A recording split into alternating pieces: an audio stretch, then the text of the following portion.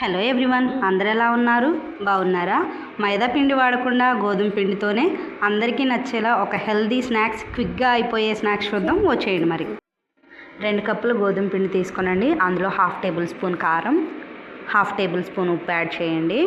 కొంచెం వామ్ తీసుకొని దాన్ని క్రష్ చేసి యాడ్ చేసుకోనండి. కొంచెం జీలకర్ర, కొంచెం కరివేపాకు యాడ్ చేయండి. కొంచెం అల్లం పేస్ట్ కూడా వేసి మొత్తం కలిసిపోయేలా మంచిగా కలపండి.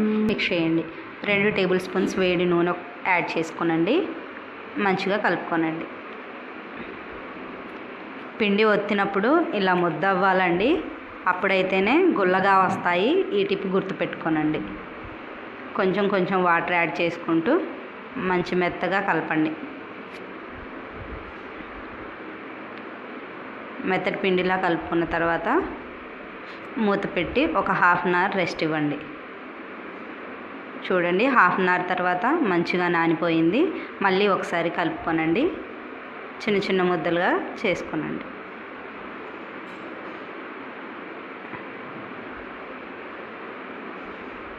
అన్నీ ఇలా చిన్న చిన్న ఉండలుగా చేసుకున్న తర్వాత కొంచెం నూనె వేసుకొని మంచిగా స్ప్రెడ్ చేయండి ఆయిల్ని అంతా.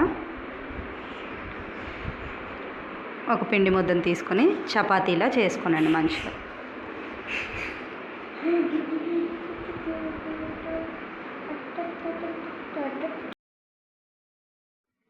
మరీ పలచగా చేయొద్దండి, అలానే మరీ మందంగా కూడా చేయొద్దు.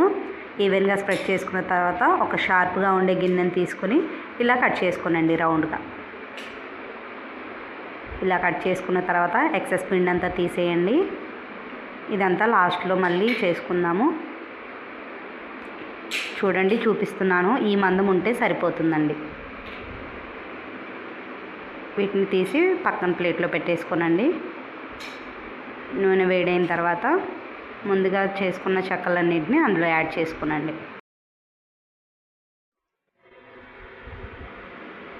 చూడండి, మంచిగా పొంగుతున్నాయి. ఇవి ఎక్కువ ఆయిల్ కూడా పీల్చుకోవండి. చాలా త్వరగా కలర్ వచ్చేస్తాయి, క్విక్గా అయిపోతాయి. ఈవినింగ్ టైం స్నాక్స్లో మీ పిల్లలకి ఇవ్వండి, వారు చాలా ఎంజాయ్ చేస్తారు. ఒక 1 మంత్ వరకు నిల్వ కూడా ఉంటాయండి. ఒకేసారి చేసి 8 కంటైనర్లో స్టోర్ చేసుకోనండి. ఒకవైపు కలర్ వచ్చాయండి, మరొక వైపు టర్న్ చేసుకోనండి.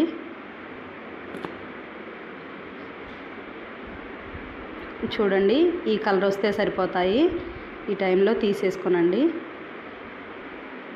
మరలా ఇంకో బ్యాచ్ యాడ్ చేసుకోనండి. ఇవి కూడా గోల్డెన్ బ్రౌన్ వచ్చిన తర్వాత తీసేసుకోవడమేనండి. ఇంతే, చాలా సింపుల్ అండ్ క్విక్గా అయిపోయే స్నాక్స్. డెఫినెట్గా ట్రై చేయండి. లైక్ చేయండి, సబ్స్క్రైబ్ చేయడం మర్చిపోకండి.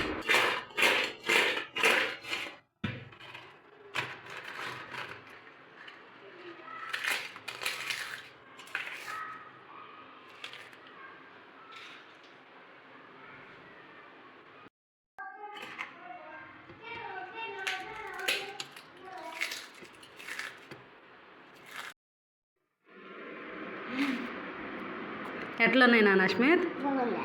ఎట్లున్నాయే? బాగున్నాయా? నచ్చినాయా?